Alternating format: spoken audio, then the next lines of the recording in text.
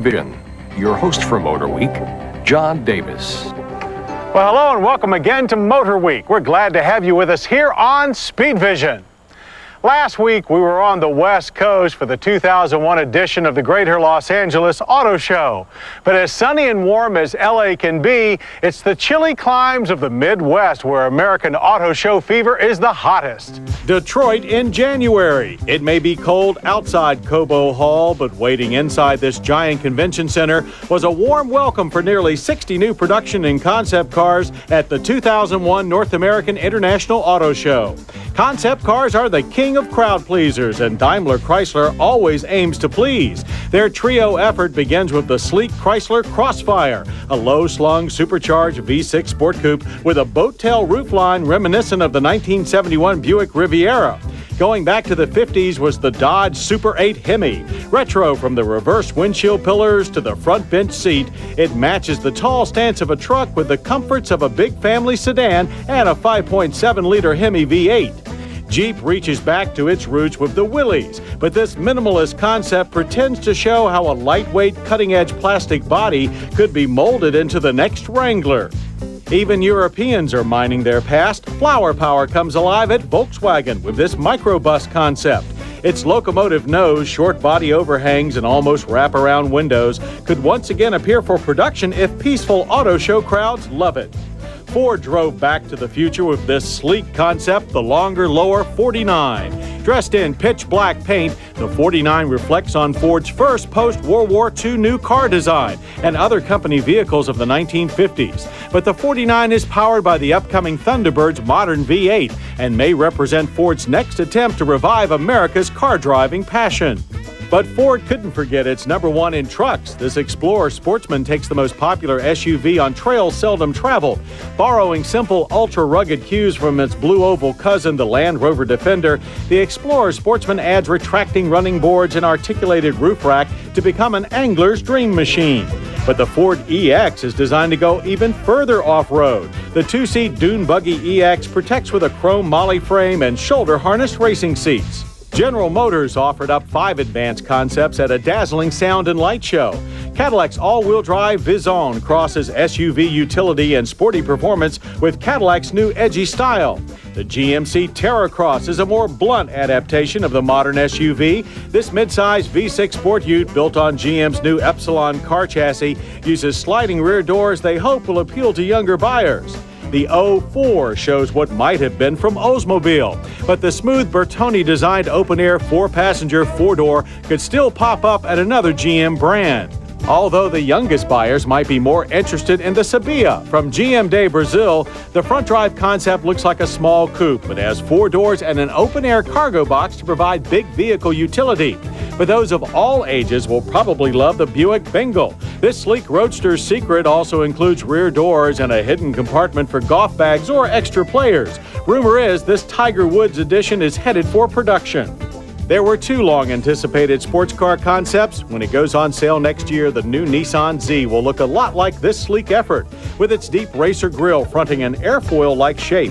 While a 260-horsepower V6 will speed things to 60 in under 6 seconds, a promised price of under $30,000 should make the Zs literally fly off the showroom floor.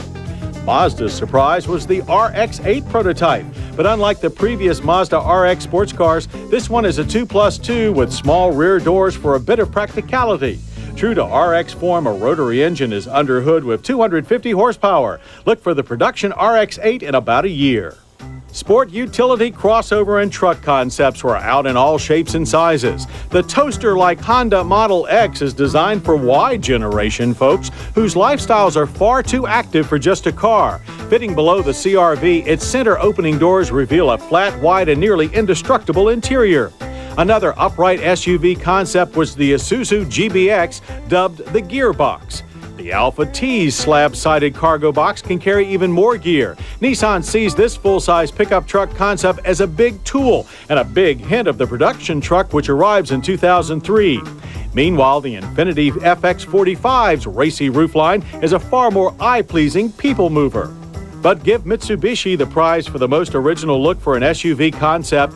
The RPM 7000 fits the front styling of an unlimited hydrofoil racing boat to an all-terrain sports car chassis. Mitsubishi's other multi-purpose concept, the ASX or Active Sports Crossover, is a more conventional yet still very aggressive blend of truck and small sedan usefulness.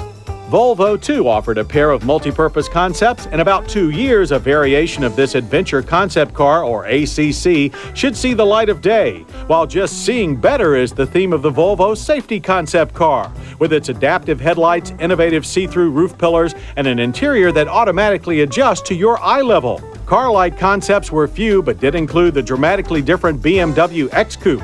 All-wheel drive and off-road capable, it's an asymmetric exercise with rally car interior and a side-opening hatchback.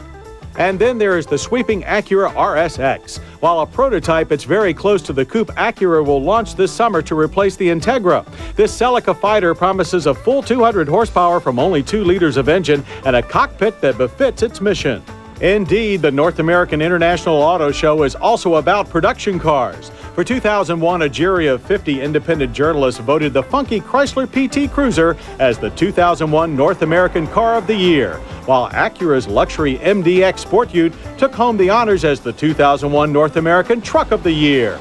The Detroit show also had more than its share of new production car announcements, including one for this gorgeous Infiniti Q45.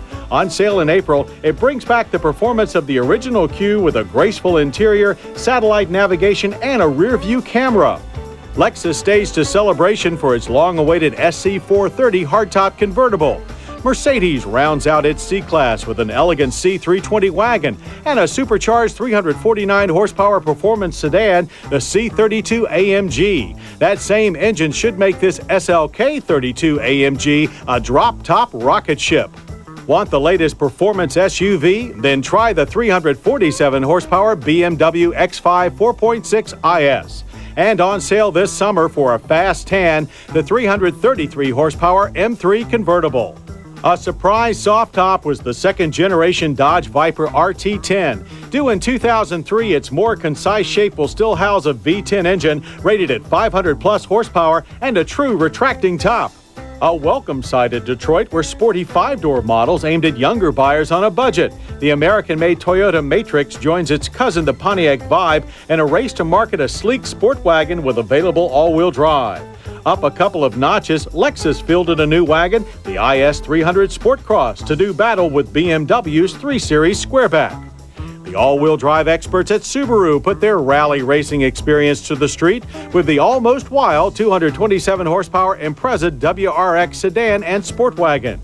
4-wheel drive will also be standard when the Land Rover Freelander Mini Ute arrives later this year. It's already the best-selling SUV in Europe.